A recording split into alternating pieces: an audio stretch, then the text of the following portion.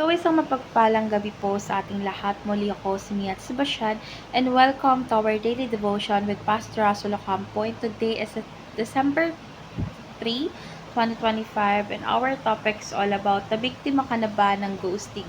So, our concept is all about Jesus, the image of the invisible God. So, kapag tayo ay nag-ghost, is masakit kasi parang biglang nawala yung isang taong akala natin mahalaga. Pero buti na lang, si Jesus Christ ay hindi ganon. Hindi siya naglalaho, hindi siya lumalayo, at hindi niya tayo binibitawan. So, sa pamagitan ni Jesus, nakikita natin ang Diyos na hindi nakikita ng mata. Siya ang larawan ng Diyos, ang eksaktong kapahayagan ng kanyang kabutihan, kapangyarihan at pag-ibig. So, kung sino si Jesus, ganon din ang Diyos Ama. So, our Bible readings for today is all about Colossians chapter 1 verse 15, ASND version. Si Kristo ang tunay na larawan ng Diyos na hindi nakikita. Siya ang panganay na anak at higit siyang dakila kaysa sa lahat ng nilalang. So, dadako na tayo sa ating teaching. So, yung first teaching is God is not distant but near and personal. So, si Jesus Christ ang patunay na ang Diyos ay hindi malayo o tahimik, kundi malapit at nakikibahagi sa buhay natin. So, ipinakita niya ito sa pamagitan ng pakikinig, paghilom at pag-akay sa mga taong durog ang puso. So, dahil kay Jesus, alam nating ang Diyos ay nakikialam at tunay na nagmamahal sa atin. Second is God is not passive but active and relational.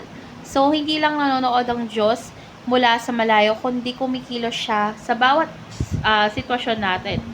So, sa buhay ni Jesus, is makikita natin na ang Diyos na patuloy na gumagawa ng himala, nagtuturo at nagtatama. So, ibig sabihin, bukas lagi ang Diyos sa relasyon, sa pakikipag-usap, pakikinig, at pagtutuwid.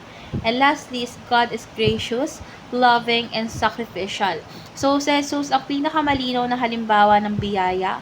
Minahal niya tayo kahit hindi tayo karapat-dapat. So, ipinakita niya ang pinakamataas na uri ng pag-ibig nang ialay niya ang kanyang buhay para sa atin. So, sa kanyang sakripisyo, nalaman natin na ang Diyos ay handang ibigay ang lahat para tayo ay mailigtas. So, dadako na tayo sa ating application. So, yung first application is ask yourself the following. First is, I am still in love with God.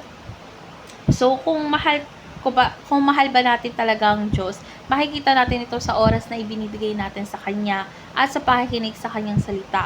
So, hindi kasi sapat yung feelings lang natin.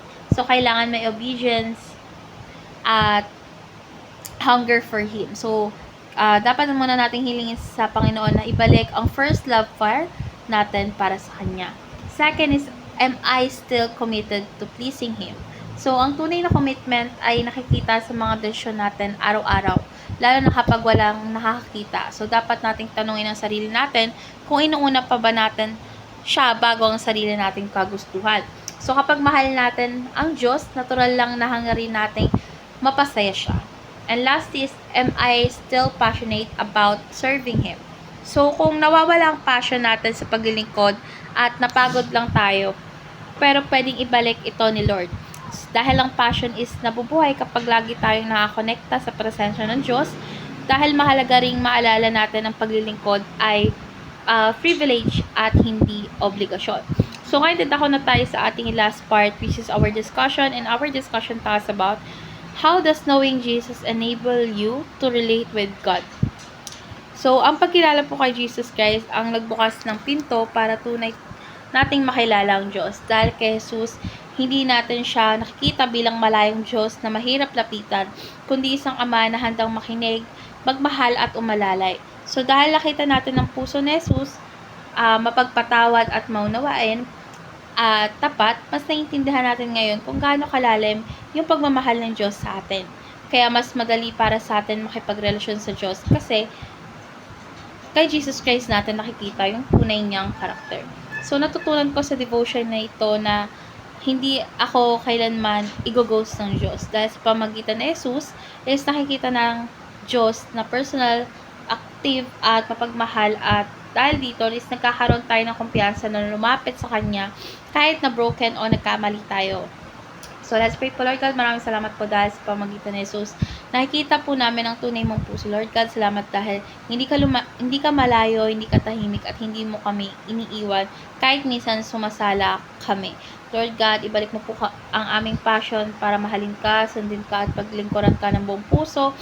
Renew my heart, strengthen my faith, and draw me closer to you every day. In Jesus' name we pray. Amen.